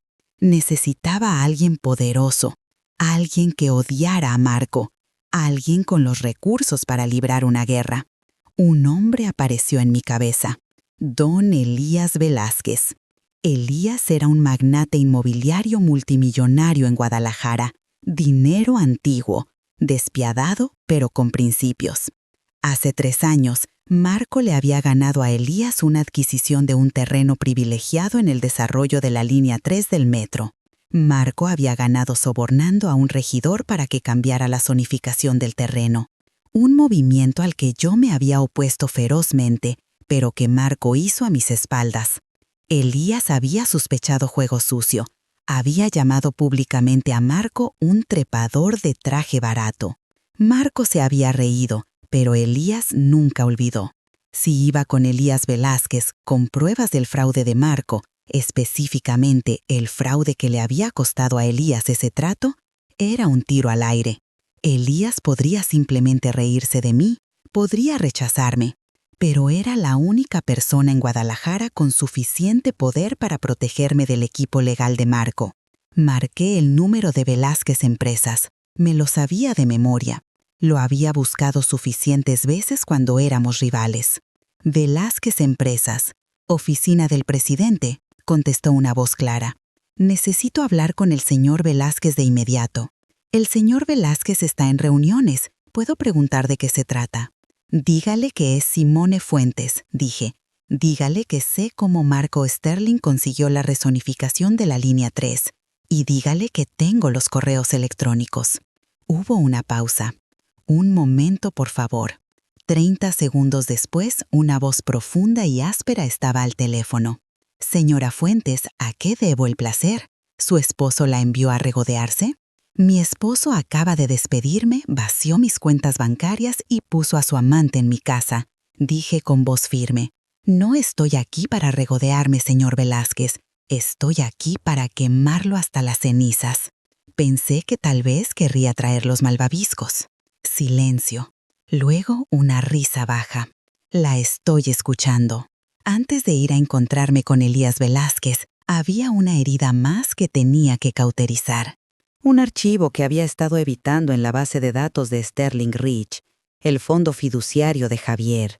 Javier era mi punto débil, mi talón de Aquiles. Lo había protegido del narcisismo de Marco toda su vida. Cuando Marco olvidó el cumpleaños de Javier, yo compraba el regalo y firmaba el nombre de Marco. Cuando Marco faltaba a los partidos de fútbol de Javier, yo le decía a Javier que papá estaba trabajando duro por nuestro futuro. Lo había criado para que creyera que su padre era un héroe. Oculté la realidad de que su padre era un ególatra negligente. Ahora me di cuenta de que ese fue mi mayor error. Había protegido a Javier de la verdad, y al hacerlo, le había permitido a Marco comprar su lealtad con mentiras. Abrí los documentos del fondo fiduciario. Marco había modificado recientemente los términos. Originalmente, el fondo se pagaría a los 25 años, condicionado a la graduación universitaria. Los nuevos términos, con fecha de hace 2 semanas. Acceso inmediato a una distribución de efectivo de 200.000 euros. Transferencia del título del Porsche 911 de 2023. Y la correspondencia adjunta. Javier, papá, mamá va a enloquecer si me salgo el próximo semestre. Marco, mamá no estará a cargo por mucho tiempo, Jay. Ella te trata como a un niño. Yo te trato como a un hombre. ¿Quieres el coche? ¿Quieres el efectivo? Solo tienes que respaldarme cuando llegue el momento. Tienes que decirle a los abogados que mamá ha estado actuando raro, que es inestable. Javier, bueno, sí ha estado un poco estresada últimamente. Marco, exacto, está perdiendo la cabeza. Tenemos que proteger a la empresa. Si te quedas conmigo, te haré vicepresidente de adquisiciones el próximo año. No necesitas título. Puedes aprender en el trabajo como yo lo hice. Javier, ¿VP? ¿En serio? Ok, estoy dentro. ¿Qué tengo que hacer? Leí las palabras. Mi corazón no solo se rompió, se hizo polvo. Vicepresidente de adquisiciones. Javier estaba reprobando introducción a la economía. Pasaba sus fines de semana jugando videojuegos y durmiendo hasta el mediodía. No estaba calificado para dirigir un puesto de limonada, mucho menos un departamento en una empresa multimillonaria. Marco lo estaba preparando para fracasar. Estaba acariciando su ego para usarlo como un peón en mi contra. Y Javier, mi dulce chico, había vendido a su madre por un Porsche y un título que no se había ganado. Recordé el mensaje de texto que me envió anoche. Papá dice que cortará mi matrícula. No le preocupaba la matrícula, le preocupaba el dinero fácil. Abrí el estado de cuenta de la tarjeta de crédito de Javier, la que yo pagaba. Tienda de licores, club nocturno, club de apuestas online, club de striptease. Estaba en una espiral descendente, y en lugar de criarlo, Marco estaba financiando esa espiral para comprar un aliado. Cogí mi teléfono desechable. Estaba dudando. Era mi hijo. Pero el chico que se sentó en ese sofá y me dijo que aceptara la realidad no era el chico que yo crié, era la creación de su padre. Si continuaba amortiguando su caída, lo perdería para siempre en el mundo de corrupción y superficialidad de Marco. La única forma de salvarlo de verdad era dejarlo estrellarse. Escribí un mensaje de texto. Aún no lo envié, solo lo escribí, mirando el cursor. Javier. Vi los correos electrónicos, vi el coche. Elegiste el camino fácil, pero el camino fácil es una trampa. Cuando tu padre termine de usarte, te desechará, igual que a mí. Te amo lo suficiente como para dejar que aprendas esto por las malas. Buena suerte, señor vicepresidente. Guardé el borrador, me sequé los ojos, navegué hasta el sistema de nómina. Eliminé a Javier de la nómina de pasante en la que había estado durante 3 años. Esto fue a pesar de que nunca puso un pie en la oficina. No podía tocar el fondo fiduciario. Marco lo controlaba ahora, pero podía tocar el seguro médico. Javier estaba en mi póliza, la póliza que pagaba yo personalmente. Eliminar dependiente. Javier Sterling. Razón, ya no es estudiante a tiempo completo. Fue mezquino, fue pequeño, pero fue la primera vez en 21 años que no arreglaba algo para él. Mi teléfono vibró. Era la dirección para la reunión con Elías Velázquez. El Library Lounge del Club Torre Mayor, en 1 hora. Ven sola. Cerré la laptop, fui al baño y me eché agua fría en la cara. Intenté arreglarme el cabello. Mi traje estaba arrugado, pero me lo sacudí. Me puse una capa de lápiz labial, mi armadura. Me miré en el espejo. La mujer que me devolvía la mirada se veía cansada. Sí, pero se veía peligrosa. Se veía como una madre que había perdido a sus cachorros y no le quedaba nada que perder. ¿Quieres inestabilidad, Marco? Le dije a mi reflejo. Te voy a mostrar un terremoto. Entré al Club Torre Mayor con el mismo traje arrugado con el que había huido de mi casa. Llevaba una bolsa de laptop que contenía suficiente evidencia para enviar a mi esposo a una institución correccional federal. El portero me miró con escepticismo. Este lugar olía a dinero antiguo, olía a viejos rencores y caoba. Era un mundo que Elías Velázquez gobernaba. Lo encontré en el Library Lounge. Estaba sentado en un sillón de piel. Leía el Financial Times. Tenía 65 años, cabello plateado y ojos como pedernal pulido. No se levantó cuando me acerqué. Señora Fuentes, dijo Elías, doblando su periódico, se ve terrible. Me siento terrible, admití, hundiéndome en la silla frente a él. Pero mi cerebro está funcionando perfectamente. Mencionó el trato de la línea 3, Elías fue directo al grano. Dijo que tenía pruebas. Abrí mi laptop. No perdí el tiempo en cumplidos. Abrí el expediente que había compilado en el cuarto del motel. Giré la pantalla hacia él. Hace 3 años, Marco le ganó el lote de la línea 3. Usted sospechaba que sobornó al regidor David. Tenía razón. Elías se inclinó hacia adelante. Sus ojos se entrecerraron. Aquí está la transferencia bancaria, dije, señalando la pantalla. 50,000 euros a una empresa fantasma llamada Davis Management. Y aquí están los correos electrónicos entre Marco y David discutiendo la tarifa de rezonificación acelerada. Marco fue descuidado. Usó su correo personal para el contacto inicial. Elías examinó los documentos. Su expresión no cambió, pero el aire a su alrededor pareció volverse más frío. ¿Por qué me muestra esto ahora? Usted era la directora de operaciones. Se benefició de este trato. No lo sabía, dije. Mi voz era firme. Marco tenía un conjunto de libros paralelos. Lo encontré anoche, después de que me echara de mi casa, congelara mis cuentas y metiera a mi hermana en mi cama. Elías levantó la vista. Un destello de sorpresa cruzó su rostro. «Y mi madre los está animando», añadí. Una risa amarga escapó de mis labios. Es una reunión familiar completa, y yo soy la única que no está invitada. Tomé un respiro. «Señor Velázquez, no vine aquí a chismear, vine a hacer un trato. Marco está tratando de destruirme. Ha falsificado mi firma en préstamos fraudulentos. Está malversando fondos de la empresa. Va a dejar a Sterling Ridge Real Estate como un cráper humeante. ¿Quiere que lo salve?» Elías levantó una ceja. «Quiero que me ayude a enterrarlo. Y a cambio, le daré la propiedad de la línea 3. Continué.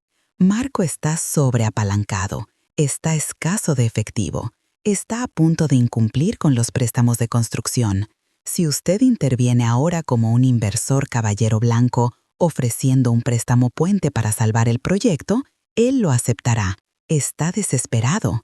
Y en el contrato de préstamo, incrustamos una cláusula de garantía. Si incumple, lo cual hará porque yo conozco los números reales, usted obtiene los activos, específicamente la escritura de la línea 3.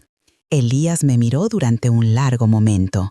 El silencio se estiró, espeso y tenso. Luego, una sonrisa lenta se extendió por su rostro. No era una sonrisa cálida, era la sonrisa de un depredador reconociendo a otro depredador. «Usted es vengativa, ¿no?», dijo Elías suavemente. «Soy eficiente», corregí. «Marco piensa que soy una esposa despechada que va a llorar en un rincón. No se da cuenta de que yo soy quien escribió su plan de negocios». Elías cerró mi laptop y me la devolvió. «Me gusta usted, Simone. Tiene agallas. Marco siempre me pareció un pavo real. Puras plumas, sin vuelo. Pero usted es un halcón». Sacó su teléfono. «Estoy llamando a mi asesor legal general. Es el mejor litigante de Guadalajara. Él la representará en el divorcio pro bono. Considérenlo una inversión en nuestra nueva sociedad». «Gracias», susurré. El alivio me inundó. «Y Simone», añadió Elías, sus ojos eran duros. «No me decepcione. Si hacemos esto, lo destruimos por completo, sin piedad, sin aceptarlo de vuelta cuando llore». «Él no estará llorando», dije, pensando en la sonrisa burlona de Marco cuando tomó mi anillo. «Estará gritando». Elías asintió. «Bien, ahora vamos a conseguirle un cuarto de hotel que no cobre por hora. No se puede planear una guerra si no se ha dormido».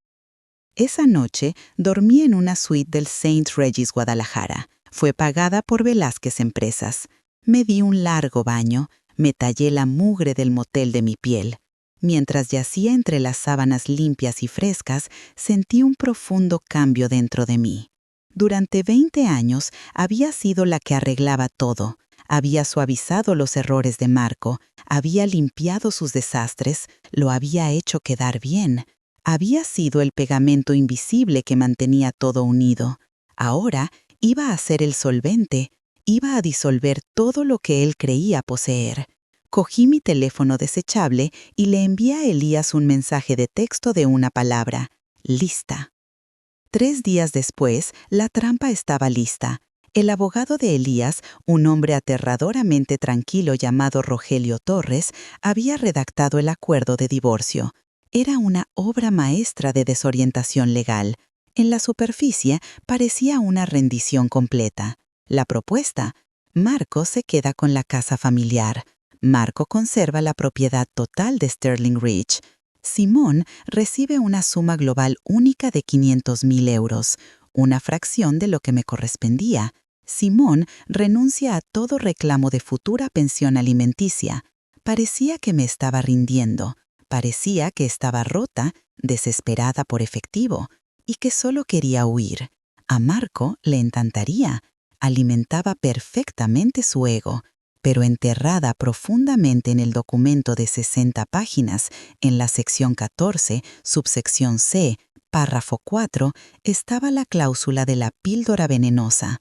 En caso de que cualquiera de las partes de este acuerdo sea encontrada culpable de haber participado en actividad criminal no revelada, fraude o malversación durante el matrimonio, o sea condenada por un delito grave dentro de los 24 meses siguientes a la firma, este acuerdo en su totalidad será nulo y sin efecto. En tal caso, todos los activos, incluyendo el 100% de las acciones de la compañía y la propiedad inmobiliaria, revertirán a la parte no infractora como daños punitivos. Marco nunca leía la letra pequeña, le pagaba a los abogados para que lo hicieran, pero su abogado, Ricardo Salas, era perezoso. Lo sabía porque yo solía pagar sus facturas. Salas hojearía los contratos, buscaría los números grandes, el acuerdo, la pensión. No buscaría una cláusula de reversión específica enterrada en texto genérico de responsabilidad. Me reuní con Marco y su abogado en la oficina de Salas. No usé maquillaje, usé un suéter viejo. Mantuve la cabeza gacha, mirando el suelo. Necesitaba vender la imagen de la mujer derrotada. Marco entró pavoneándose como si fuera dueño del mundo. Llevaba un nuevo traje italiano, olía a colonia cara, probablemente un regalo de Brin. Vaya, mira quién salió de su agujero, se burló Marco mientras se sentaba. Espero que estés lista para firmar, Simone. Brin y yo tenemos invitaciones de boda que ordenar. Solo dame el cheque, dije con voz temblorosa. Solo quiero irme, Marco. Ya no puedo pelear contigo. Marco se rió mirando a Salas. ¿Ves? Te dije que se rendiría. No tiene estómago para esto. Salas deslizó los papeles sobre la mesa. Acuerdo estándar, Simone. Te vas con $500,000 y borrón y cuenta nueva. Solo firma aquí, aquí y aquí. Tomé la pluma. Me temblaba la mano. En parte actuando, en parte adrenalina pura. ¿Qué hay de Javier?, pregunté suavemente. Javier se queda conmigo, dijo Marco, recostándose en su silla. Ahora es mi vicepresidente. Vamos a construir un imperio juntos sin tus constantes regaños. Sentí una punzada aguda en el pecho, pero me la tragué. De acuerdo, cuida de él. Firma los malditos papeles, Simone. Firmé mi nombre en la línea que aparentemente me despojaba de 20 años de arduo trabajo. Luego Marco firmó. Lo hizo con una floritura, una gran y arrogante M. Hecho, dijo Salas, cerrando la carpeta. El cheque será transferido a tu cuenta mañana. Marco se puso de pie y se abrochó la chaqueta. Me dio una sonrisa burlona que me heló la sangre. ¿Sabes, Simone? Deberías agradecerme. Siempre fuiste demasiado tensa para esta vida. Vete a vivir a una granja o algo. Encuéntrate un bibliotecario agradable. Adiós, Marco, susurré. Mientras caminaba hacia el ascensor, oí a Marco reír con Salas. Eso fue más fácil de lo que pensé. Ni siquiera preguntó por la casa de la playa. Las puertas del ascensor se cerraron, cortando su risa. Me recargué contra la pared de metal. Solté un largo y lento suspiro. Había firmado. La píldora venenosa estaba activa. Ahora, todo lo que tenía que hacer era probar el fraude. Y yo ya tenía la evidencia. Solo necesitaba el escenario adecuado para presentarla. ¿Y qué mejor escenario que la boda? Marco y Brin habían anunciado la fecha, Era en 3 semanas. Una boda apresurada la llamaron. Querían legitimarse antes de la temporada de galas de primavera. 3 semanas. Ese era mi plazo. Salí del edificio y subí al coche de Elías. ¿Firmó?, preguntó Elías desde el asiento trasero. Firmó, dije. Una sonrisa genuina finalmente se abrió paso. ¿Cree que compró mi silencio por 500,000 euros? Acaba de firmar la cesión de toda su vida. Elías me sirvió una copa de agua con gas. Por la arquitecta. Por la demolición, respondí. Las siguientes 3 semanas fueron un ejercicio de masoquismo. Tuve que permanecer invisible mientras Marco y Brin desfilaban su victoria por todo Guadalajara. Alquilé un pequeño departamento discreto en el norte. Usé mi apellido de soltera. Pasé mis días con los contadores forenses de Elías construyendo el caso. Estábamos convirtiendo los datos brutos que había robado en un mazo legal. Cada noche me torturaba revisando las redes sociales. El Instagram de Brin era un chorro de lujo, una foto de un Mercedes convertible nuevo. Mi futuro esposo me consiente. #bendecida. #nuevos comienzos. Una foto de mi comedor redecorado con un tapiz dorado de mal gusto. Fuera lo viejo, que entre el glamour. Finalmente haciendo de esta casa un hogar. Eso dolió. Verla borrar mi toque de la casa que construí. Pero las publicaciones más dolorosas vinieron de mi madre. Carmen publicó una foto de los 3, Marco, Brin y ella misma. Brindaban con copas de champaña en una cena de menú de degustación. La leyenda. Finalmente una familia que sabe disfrutar la vida. Tan orgullosa de mi hermosa hija Brin y de mi maravilloso yerno Marco. El amor verdadero siempre gana. ¿Amor verdadero? Había vendido a su hija mayor por un asiento en una mesa elegante. ¿Y Javier? Javier estaba en silencio en las redes sociales, pero vi las alertas de tarjetas de crédito en las cuentas secundarias que aún monitoreaba, las que Marco aún no había encontrado. Licorera El Nobleman, 400 euros. Club Nocturno Capital, 10,000 euros. Fianza, 500 euros. Mi hijo estaba en caída libre.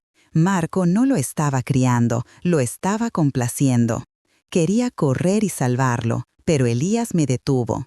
No puedes salvar a alguien que no quiere ser salvado, Simone, me dijo Elías suavemente. Él eligió su lado. Deja que vea cómo se ve ese lado realmente cuando las luces se apaguen. Sabía que tenía razón, pero se sentía como cortarme una extremidad. Mientras tanto, la empresa se estaba pudriendo por dentro. Mis espías, Sara en contabilidad y Jaime en gestión de proyectos, me daban actualizaciones diarias. Marco no ha estado en la oficina después de las 2 p.m. en semanas, escribió Sara. Está dejando que Brin planee la renovación de la marca de la empresa. Quiere cambiar el logo a rosa y dorado. Rosa y dorado, Simone, para una firma de bienes raíces comerciales. Los contratistas están amenazando con abandonar el sitio de Highland, reportó Jaime. Marco dijo que el cheque está en camino. No es cierto. Usó el dinero de la construcción para pagar el lugar de la boda. Déjalo arder, les dije. Solo documenten todo. Guarden el correo electrónico donde les dice que retrasen los pagos. La boda iba a ser en el St. Regis, en el gran salón de baile. Era el lugar más caro de la ciudad. Brin había invitado a 300 personas, inversores, políticos, celebridades locales. Querían consolidar su estatus como la nueva pareja de poder de Guadalajara. Querían una audiencia. Bien, pensé, mirando la invitación que Sara me había conseguido. ¿Quieren un espectáculo? Les daré un espectáculo. 2 días antes de la boda obtuve una última pieza de influencia. Vino de una fuente inesperada. Sonó mi teléfono, número desconocido. Hola, Simone, soy David, el exesposo de Brin, el mecánico, la que ella había desangrado. David, dije, sorprendida, ¿cómo estás? Estoy bien, mira, escuché lo que pasó, lo que te hicieron, es repugnante. Tengo algo, dijo David bajando la voz. Cuando Brin me dejó, se dejó una caja de papeles en el garaje. Iba a quemarlos, pero los revisé anoche. Simón tiene tarjetas de crédito a tu nombre de hace 3 años. ¿Qué? Las abrió cuando se estaba quedando contigo. Interceptó el correo, las agotó y luego escondió los estados de cuenta. Pero encontré las cartas de la agencia de cobros y encontré una carta de Marco. ¿De Marco? Sí, él pagó una de las tarjetas. La carta dice: yo cubrí esta, pero tienes que ser más cuidadosa. Si Simón ve esto en su historial crediticio, ambos estamos muertos. Sigue con el plan. 2 años más y lo tomamos todo. 2 años más. El plazo encajaba perfectamente. Marco había estado conspirando con mi hermana para robar mi identidad y mi dinero, mientras yo la alimentaba y le daba un trabajo. David, dije, mi voz temblando, ¿puedes traerme esa caja? Voy en camino, dijo. Cuando David me entregó esa caja, sentí que el último candado encajaba. Esto no era solo fraude, era una conspiración depredadora, calculada y malvada. Miré la carta escrita a mano de Marco. 2 años más y lo tomamos todo. Guardé la carta en mi caja fuerte. Gracias, David, dije. Dales el infierno, Simón, dijo, con una sonrisa sombría. Oh, planeo hacerlo, respondí. Planeo darles todo el maldito infierno. El día antes de la boda hice algo peligroso. Fui a ver a Javier. Sabía que no debería. Elías me aconsejó que no lo hiciera, pero yo era madre primero y exesposa vengativa después. Necesitaba darle una última oportunidad para bajar del barco que se hundía. Espera fuera de su nuevo penthouse, el que Marco compró con fondos de la empresa. A las 11 de la mañana, Javier salió tropezando. Se veía con resaca. Llevaba gafas de sol de diseñador y una sudadera que costaba más que mi primer coche. Javier, lo llamé. Él saltó, giró. Cuando me vio, su rostro se endureció. «Mamá, ¿qué haces aquí? ¿Ahora me estás acosando?» «No te estoy acosando, estoy tratando de salvarte». «No necesito ser salvado», escupió, caminando hacia su porche. «Me está yendo de maravilla. Papá me acaba de poner a cargo del portafolio de la región sur».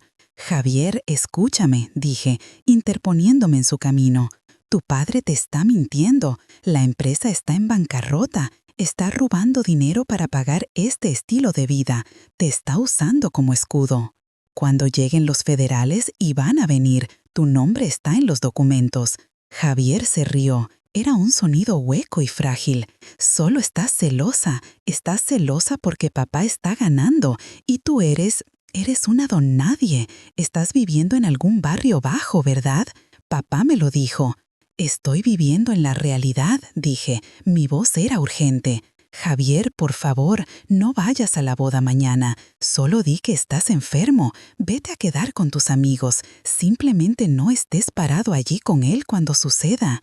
«¿Cuándo? ¿Qué va a pasar?», me desafió. «¿Vas a estrellarte? ¿Vas a hacer un escándalo? Dios, eres patética, mamá. Papá dijo que intentarías arruinarlo». Me llamó patética. Sentí que la rabia aumentaba, pero la reprimí.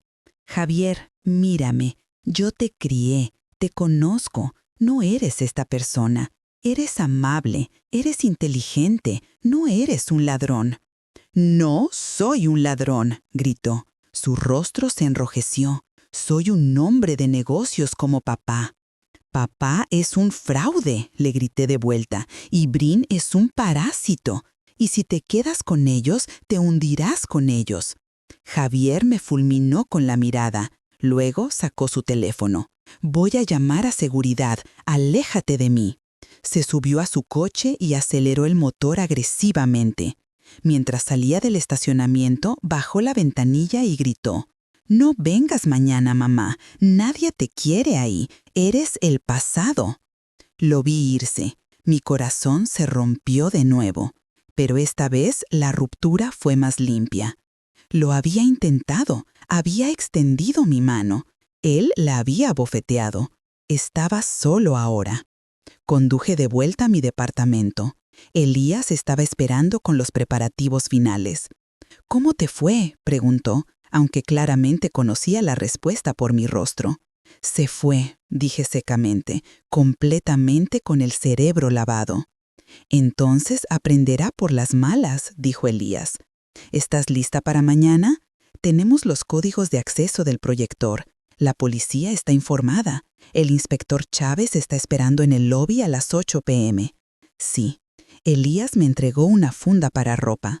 Entonces necesitarás esto. Abrí la cremallera de la funda. Dentro había un traje. No era el vestido de una exesposa frenética y desesperada. Era un elegante smoking negro hecho a medida. Yves Saint Laurent. Poderoso, elegante, severo. «Ponte tu armadura, Simón», dijo Elías. «Mañana no eres la víctima, eres la ejecutora». Toqué la tela. Era fresca y suave. «Gracias, Elías». «Descansa un poco», dijo. «Va a ser una noche larga». No descansé. Me senté junto a la ventana. Observaba las luces de la ciudad. Pensé en Marco y Brin, probablemente ensayando sus votos en ese momento, probablemente riéndose de cómo se habían salido con la suya. 2 años más y lo tomamos todo. No tendrían 2 años, ni siquiera tendrían 2 días. Mañana los nuevos señor y señora Sterling iban a tener un tipo de recepción muy diferente. La mañana de la boda amaneció gris y nublada, un día perfecto en Guadalajara para un funeral. Pasé la mañana revisando la presentación. Lo habíamos programado perfectamente. Comenzaría justo después del videomontaje de su historia de amor que Brin había encargado por 20,000 euros.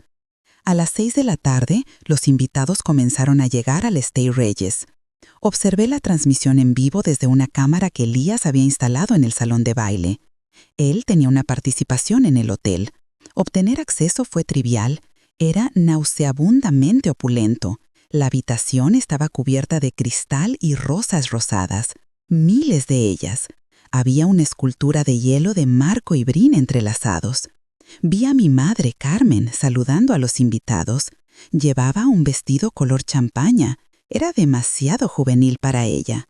Estaba radiante, como si hubiera ganado la lotería. «Sí, ¿no es maravilloso?», la oí decirle a una prima confundida.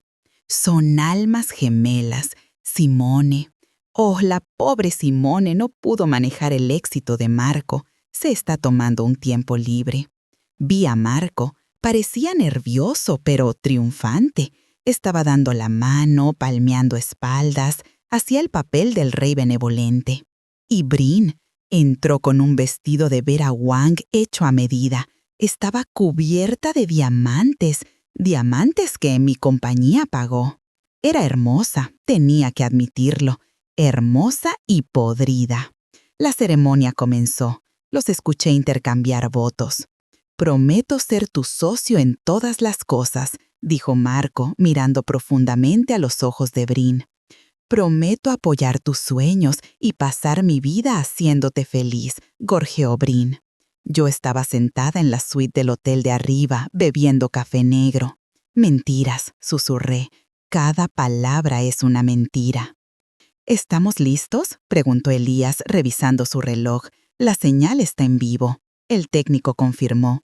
«Tan pronto como des la orden, secuestramos la transmisión». «Aún no», dije. «Espera los brindis. Espera hasta que todos estén sentados y mirando las pantallas». La recepción comenzó. El champaña fluía. Marco se puso de pie para dar un discurso. «Quiero agradecer a todos por estar aquí», rugió, sosteniendo la mano de Brin. «Este ha sido un largo viaje, un viaje para encontrar la verdadera felicidad. A veces tienes que tomar decisiones difíciles para encontrar tu verdadero destino». La multitud aplaudió educadamente, aunque vi algunas miradas incómodas. Todos conocían el escándalo, simplemente no les importaba, siempre y cuando la barra libre fuera premium. «Y a mi nueva esposa, Brin», continuó Marco, «eres mi musa, mi roca, mi todo». Mi teléfono vibró. Era la señal. «Ahora», dije. Abajo, en el salón de baile, las luces se atenuaron para el videomontaje. La música sentimental comenzó a sonar. Fotos de Marco y Brin en yates, en París, en la playa, pasaron por las enormes pantallas detrás de la mesa principal. La multitud suspiró. Me puse de pie, alicé la chaqueta de mi smoking, salí de la suite y me dirigí al ascensor. «Hora del espectáculo», dijo Elías, caminando a mi lado. Dentro del ascensor observé cómo bajaban los números. 10, 9. Mi corazón ya no estaba acelerado, latía lento y pesado, como un tambor de guerra. Las puertas del ascensor se abrieron en el nivel del lobby. El inspector Chávez y 2 oficiales uniformados estaban esperando. «Señora Fuentes», preguntó el inspector. «Sí, tenemos la orden. Estamos listos cuando usted lo esté». «Dame 5 minutos», dije. «Quiero que lo vean antes de que les pongan las esposas». «Entendido». Caminé hacia las puertas del salón de baile. Los guardias de seguridad que Marco había contratado para mantenerme fuera se adelantaron. «Señora, este es un evento privado». Elías Velázquez salió de detrás de mí. «Y yo soy el dueño del edificio. Muévanse a un lado o mañana estarán buscando trabajo». Los guardias dudaron, reconocieron a Elías e inmediatamente retrocedieron. Abrí las puertas dobles de golpe. Dentro, la música acababa de llegar a un crescendo. El video en la pantalla mostraba a Marco y Brin besándose frente a la Torre Eiffel. Y luego la pantalla parpadeó. La música se cortó con un chillido de retroalimentación. La sala se quedó en silencio. En las pantallas masivas, la imagen romántica se desvaneció.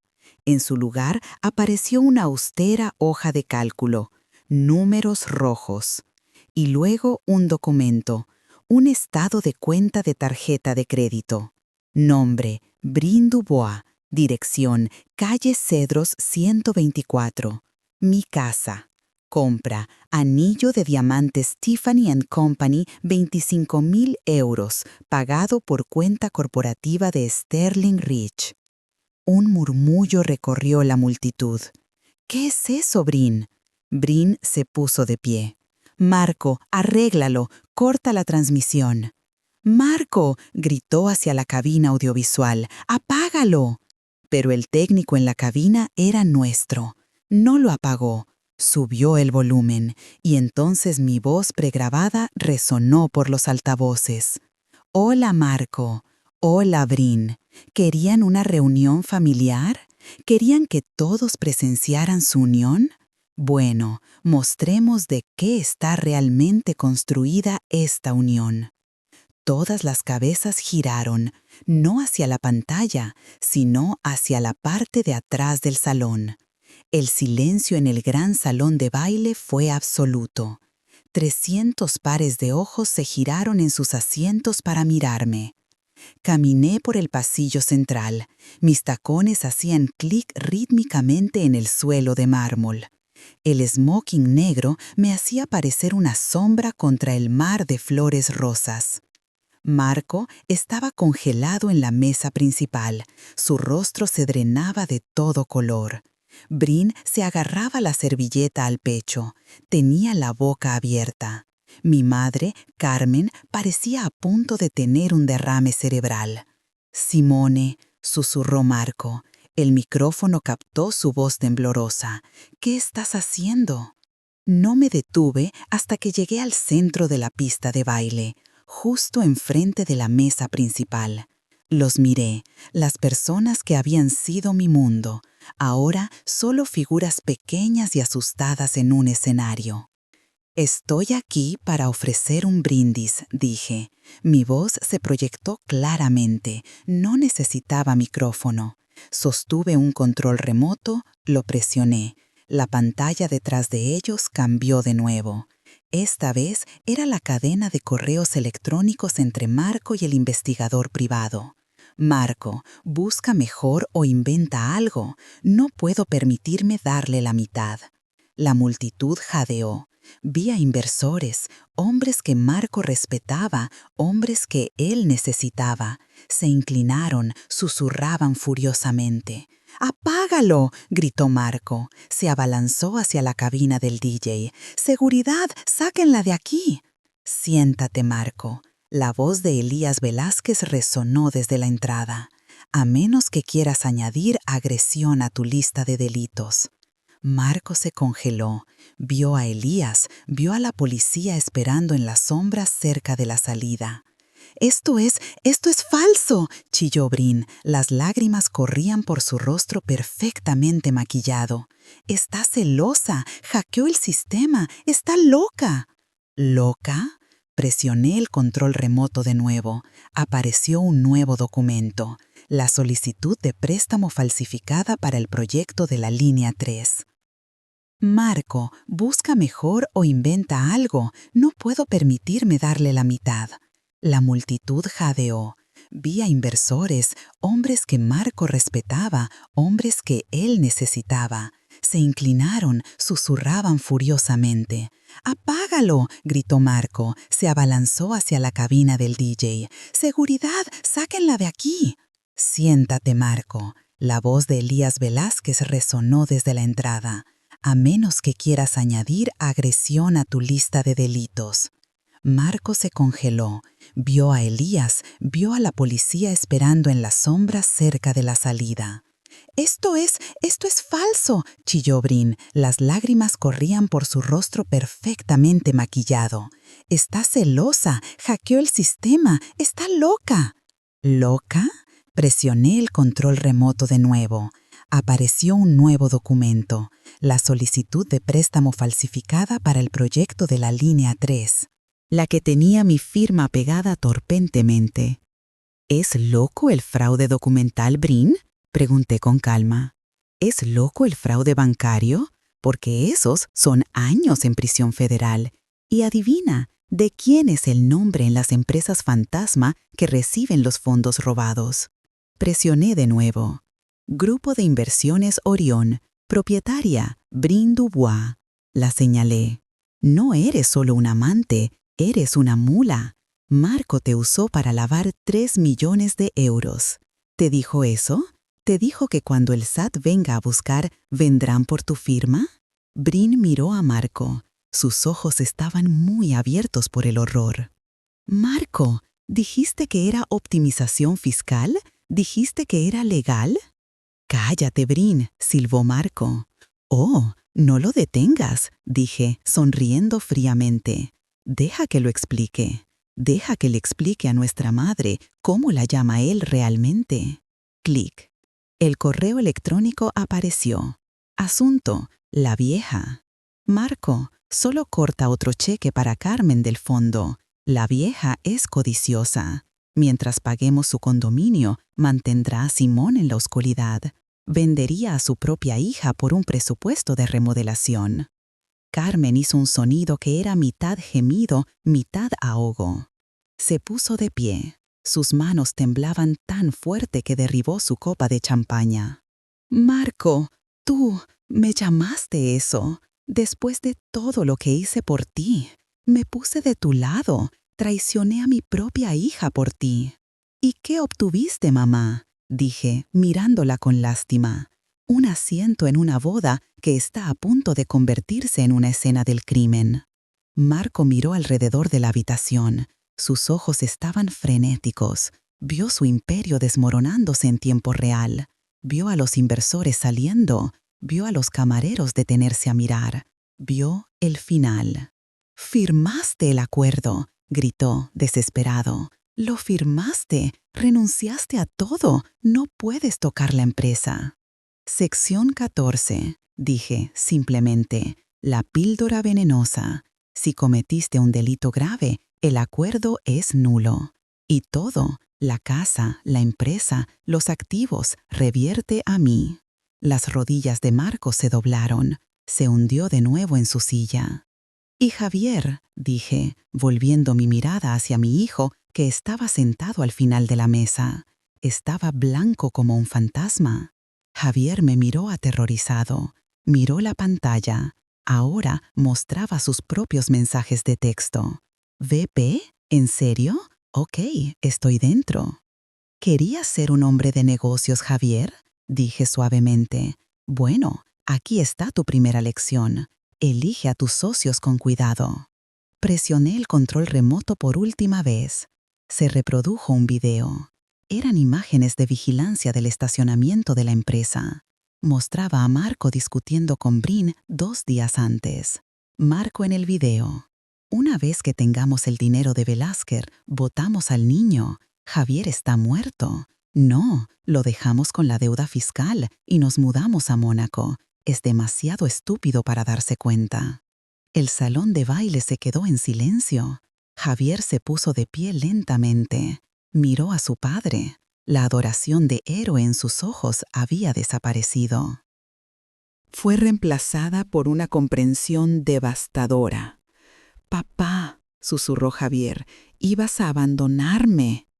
«Jay, no», tartamudeó Marco. «Yo solo estaba estresado. Está fuera de contexto». «Me llamaste estúpido», dijo Javier. Su voz se quebró. «Dijiste que era un peso muerto». «Javier, siéntate», ordenó Marco, tratando de recuperar el control. «No la escuches». Javier no se sentó. Cogió su copa de champaña y se la arrojó a la cara de Marco. «Te odio», gritó Javier. El caos estalló. Carmen sollozó, Brin hiperventiló. Marco se limpió el champaña de la cara. Parecía una rata ahogada. Bajé el control remoto. La presentación había terminado. Asentí al inspector Chávez. La policía entró en la habitación. Los invitados se apartaron como el mar rojo.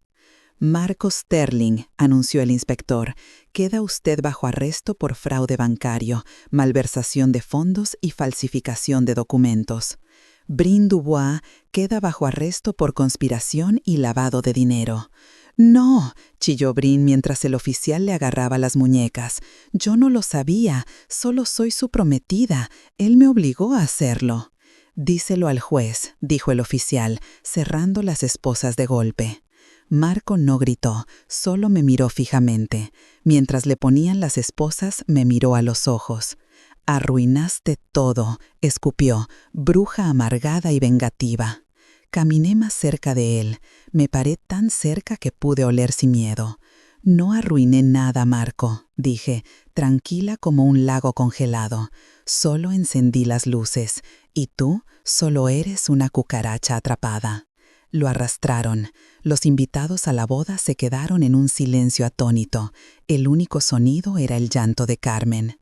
Miré la mesa principal por última vez. El pastel estaba intacto, las flores perfectas, la ilusión estaba destruida. Me volví hacia Elías Velázquez. «Creo que he terminado aquí». «Brillante», dijo Elías, ofreciéndome su brazo. «Absolutamente brillante». Mientras salíamos, no miré hacia atrás a mi madre llorando, ni a mi hijo devastado. Todavía no. Habían tendido su cama. Esta noche tenían que dormir en ella. Los días que siguieron a la boda fueron un circo mediático. El periódico El Informador publicó la historia en primera plana. Magnate inmobiliario arrestado en el altar. No di entrevistas, dejé que la evidencia hablara por sí misma. Regresé a mi casa 3 días después. La policía la había despejado como escena del crimen. Se sintió extraño volver a entrar en las habitaciones que yo había diseñado. Las cosas de Brin estaban por todas partes. Ropa de mal gusto, revistas baratas, botellas de vino a medio vaciar. Contraté un equipo de limpieza. «Tiren todo», les dije. «Todo lo que no sea mío. Quemen las sábanas, cambien los colchones». Quería restregar su ADN de mi vida. A Marco se le negó la fianza. El juez lo consideró un riesgo de fuga. Esto fue debido al video que grababa el plan de Mónaco. Estaba en la prisión de Georgia, cambiaba sus trajes italianos por un mono naranja. Brin salió bajo fianza. La pagó mi madre. Ella había liquidado sus ahorros de jubilación para sacar a su bebé. Pero Brin no era libre. Se enfrentaba a 5 a 10 años. Su rostro estaba en todo Internet como la cazafortunas destinada a la cárcel. Una semana después, mi madre vino a verme. Parecía 10 años mayor. Su cabello estaba desordenado, sus ojos rojos. Estaba parada en mi porche, temblando. «Simón», su voz tembló. «Carmen», dije, bloqueando la puerta, «no me llames mamá. Puedo pasar, hace mucho frío». «Puedes decir lo que tengas que decir desde ahí». Ella se estremeció. Simón, por favor, sé razonable. Brin está aterrorizada. Es solo una niña. Ella no sabía lo que estaba haciendo. Marco la manipuló. Brin tiene 40 años, dije fríamente.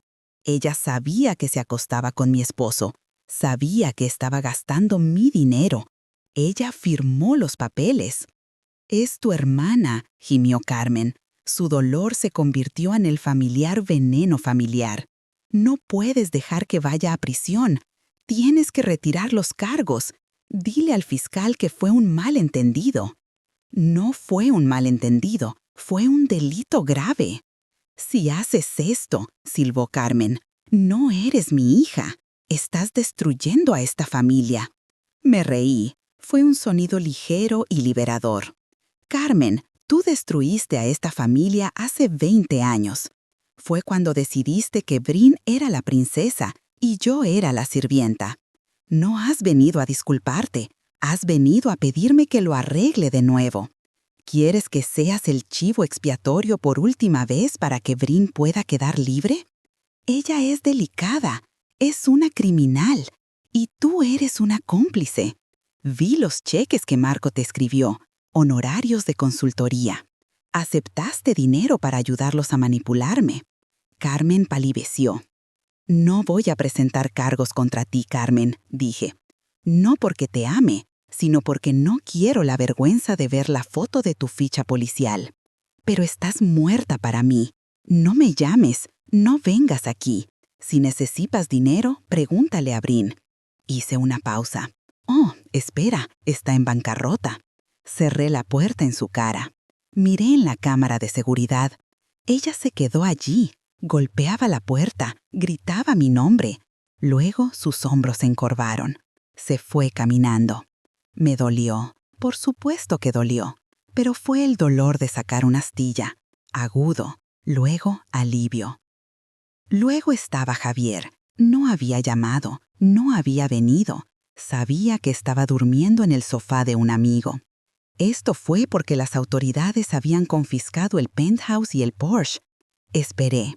Sabía que tenía que venir a mí en sus propios términos. 2 semanas después apareció en mi oficina. Se veía terrible. Había perdido peso. Llevaba jeans viejos y una camiseta, sin gafas de sol, sin actitud. ¿Mamá?, preguntó desde el umbral. Levanté la vista de mi escritorio. Hola, Javier. Entró y se sentó en la silla frente a mí. Se miró las manos. Lo siento, susurró. Fui estúpido. Me hizo sentir importante. Me dijo que era mejor que la universidad. Me dijo que me estabas deteniendo. ¿Y le creíste porque era más fácil que trabajar? Dije suavemente, pero con firmeza. Sí, admitió. Las lágrimas goteaban sobre sus jeans. Vi el video. Me llamó peso muerto. Iba a abandonarme. No tengo nada, mamá. Se secó los ojos. Se llevaron el coche. No tengo dinero. Necesito ayuda. Miré a mi hijo. Quería abrazarlo. Quería escribirle un cheque y arreglarlo todo. Pero yo era la arquitecta ahora, y no se construye una estructura fuerte sobre cimientos agrietados.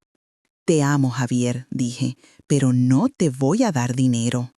Él levantó la vista. Estaba horrorizado. Pero, ¿dónde se supone que voy a vivir? No lo sé. Tienes que resolverlo. Mamá, por favor. Este es el trato, dije, deslizando 2 papeles sobre el escritorio. Es una solicitud de préstamo estudiantil y esta es una solicitud de empleo para la sala de correo en Phoenix Real Estate. Salario mínimo. Empiezas desde abajo, terminas tu carrera por la noche. ¿La sala de correo?, preguntó, sorprendido. Tómalo o déjalo. Si quieres ser un hombre, Javier, gánatelo. Marco te dio cosas para comprarte. Yo no te estoy ofreciendo nada. Así podrás construirte a ti mismo. Miró los papeles, me miró, vio la determinación en mis ojos. Lentamente extendió la mano y tomó la pluma. De acuerdo, dijo. Su voz temblaba. Aceptaré el trabajo. Bien, dije, repórtate con Sara en Recursos Humanos. Ella te dará una credencial de identificación. No llegues tarde. Se puso de pie, me miró, realmente me miró por primera vez en años. «Das mucho miedo, mamá», dijo con un toque de admiración en su voz. «Lo sé», sonreí. «Ahora a trabajar». El juicio fue corto. La evidencia era abrumadora. Marco Sterling se declaró culpable para evitar una sentencia de 20 años. Recibió 8 años en prisión federal más restitución. Se veía gris y derrotado en la sala del tribunal. No me miró ni una vez. Brin aceptó un acuerdo de culpabilidad, 3 años en prisión por fraude. Sollozo cuando cayó el mazo. Miró a Carmen en la galería y gritó, «Mamá, haz algo». Pero Carmen no podía hacer nada. Carmen vivía en un estudio, subsistía de la seguridad social, había perdido su mesada y su orgullo. Me senté en la fila de atrás con mi traje negro. Observé cómo se hacía justicia. No sentí alegría. Sentí paz. El libro mayor finalmente se había corregido. Epílogo. Un año después, estaba en mi oficina en el piso 40 con vistas a la ciudad. El letrero de Phoenix Real Estate en la pared detrás de mí era de plata y azul elegante. No había rastro de rosa. La compañía estaba prosperando. Acabábamos de cerrar el trato de la línea 3 con Elías Velázquez. Iba a ser un desarrollo de uso mixto. Contaría con condominios de lujo, pero también viviendas asequibles y un centro comunitario. Mi teléfono vibró. Javier decía, «Hola mamá, acabo de terminar mi examen final de economía. Creo que lo pasé con 10. Además, el equipo de la sala de correo mejoró la eficiencia de clasificación en un 15% esta semana. ¿Me van a dar un aumento?», sonreí. «No te excedas, pero la cena corre por mi cuenta esta noche a las 7. Javier estaba trabajando duro, estaba cansado, estaba sin dinero y era humilde. Y yo nunca había estado más orgullosa de él. Se estaba convirtiendo en el hombre que yo sabía que podía ser, no la caricatura que su padre intentó moldear. Llamaron a mi puerta. «Adelante». Elías Velázquez entró con una botella de champaña. «¡Feliz aniversario!», dijo, «del día en que quemaste el circo». «Se siente como si hubiera pasado toda una vida», dije, aceptando la copa. «¿Sabes?», dijo Elías, recostándose en mi escritorio. «Marco me envió una carta desde la prisión. Quiere saber si compraré sus acciones de las viejas empresas fantasmas. Necesita dinero para la comisaría». «¿Qué le dijiste?». Le dije, «Solo hago negocios con la directora ejecutiva, y la directora ejecutiva está ocupada construyendo un imperio». Chocamos las copas. Miré el horizonte de la ciudad. Había perdido un esposo, había perdido una hermana, había perdido una madre, pero me había encontrado a mí misma. Ya no era el chivo expiatorio, ya no era la que arreglaba todo, ya no era la esposa invisible. Yo era Simone Fuentes, la arquitecta, y mi vida finalmente era verdaderamente mía. Gracias por escuchar mi historia. No ha sido fácil revivirla, pero si mi viaje puede ayudar a una sola persona a enfrentar a la gente tóxica en su vida, entonces valió la pena. La familia no siempre es de sangre. La familia es la gente que te respeta, que te valora y que está a tu lado cuando llega la tormenta. Si te estás aferrando a alguien solo porque es familia, pero te está lastimando, déjalo ir. Eres lo suficientemente fuerte como para construir algo nuevo. Si disfrutaste esta historia y quieres ver más justicia servida, por favor dale like, realmente ayuda a que el canal crezca, y suscríbete para que no te pierdas la próxima historia. Dime en los comentarios, ¿alguna vez has tenido que cortar lazos con un miembro de la familia tóxico? ¿Cómo encontraste la fuerza? Leo cada comentario. Me encantaría escuchar tu historia. Hasta la próxima. Mantente fuerte, mantente inteligente y nunca dejes que nadie tome las llaves de tu castillo. Estoy muy contenta de que estés aquí y de haber podido compartir mi historia contigo. Si te gustó, muéstralo dando like al video y suscribiéndote a mi canal. Veamos cuántos somos. Escribe en los comentarios desde qué ciudad estás viendo y qué hora es.